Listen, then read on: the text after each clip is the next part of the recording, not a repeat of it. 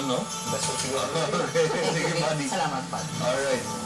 Eto na! Isa sa ginakabig ng Pasok! gikan sa Luzon, yari subo sa Negros Occidental. Si Brother James Vicente kayang iya mga pagpatituhoy sa pagpamulong, yari report ni Radyo Metanio Arellano. Wala na paslawan ng 75 anyos na si Jesus de Madara nga nagbiyahe gid siya gikan pa sa Dumanga sa Iloilo kay matapos ang 20 ka tuig. Nakuon niya man gid ang iyang kabot matapos magpabulong kay Brother James Vicente. Paamo na ko kaluluoy lang ko ti mayo kay kagamo ini subong ang akong konsuldo. Isa lang siya suro kay Brother James sa linibo niya nga gibulong umalimpas ang ginpagitaan siya kuno sang isa ka higante nga puti nga pating sa 8 ka tuig pa lang ang iya edad. Purito ko pong gamutan, yung mga tinatanggihan na ng mga sa doktor. Kasi, katulad po nito, yan, apektado siya ng negatibong element. Gamit lang ang lana, ginahaplas niya ini sa mga nagapabulong. Nga nagbalik ka.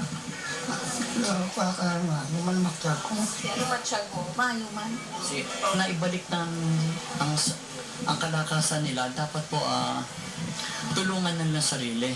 Sunod sa iya, wala siya nagapanupot sang bayad. Mayaman na kami. Bata pa ako.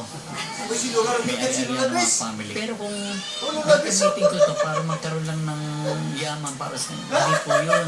Ayoko yumaman, nagagamitin ko ang ama. Nahangpan niya nga madamo sang wala nagapati kag nagapakamalaot sa iyang ginahimo pero hindi ini magpugong sunod sa iya kay nagapati siya nga ang iya ginahimo misyon sang Ginoo nga mangin instrumento siya sang gahom sang Dios sa pagpabulong. Radyo Metanio Arellano, ABS-CBN News. Ang mga pinilay ng ating food for thought pabalon sa inyo is taken from Isaiah chapter 14 verse 31. It says, "But those who hope in the Lord will renew their strength. They will soar on wings like eagles. They will run and not grow weary. They will walk and not be faint." Isalig ang imong kabuhi, ang imong paglaom sa Diyos partner, no? I guess part ng ining food for thought natin is all about faith. Pagkamudlay, diskutir ang faith, no? Oh. Para naman ini partner sa ako makita nga wala sa exempted nga ginakapoy. Wala sa exempted nga doga ka huyang ka. But those who hope in the Lord will renew their strength. And what a wonderful reminder for us nga aga pa abing for ta minsan sa kanimo na inubuhay. Minsan pa salamat ay Lord nakabugtaw ko. Maya ako lawas, grabing protection ng hatag sa mga pamilya.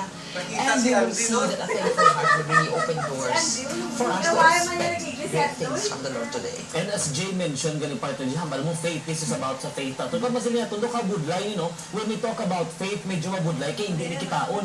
Hindi, kaya isa lang, masalig lang ta sa isa kabutang o sa this time sa aton nga Diyos, nga do, hindi wala pa rin, hindi ka makitaan, hindi ka makapchan. Ang pagpati, ang pagpati, pagtubo. mapati lang ta kayo sa ulihi, things will be better. No? So this is really a great challenge para sa atin. Okay, sa ito namang mga announcements, ang oath-taking ceremony sa new professional teachers gin-schedule na para sa Biyernes, May 31 sa Iloilo Grand Hotel. Ang mga passers ang March 2013 licensure examination para sa pagka-maestro, na-advise ka mo mag-visit lamang sa PRC Iloilo office para sa inyong entrance tickets. Partner, ako naman ng birthday. Happy birthday, Happy birthday kay Kate Marie Sasi. Okay, si Kate Marie, happy birthday. Ito na nga Bata sa atin nga. ating technical director. Happy birthday. Happy birthday lang nila. Okay, partner. Kaya siyempre, ang atong balita partner, Siyempre, dugang ang mga balita sa TV Patrol Negros karon sa hapon. kag para na mga magatutok sa inyong numero ng programa kada aga ang The Morning Show!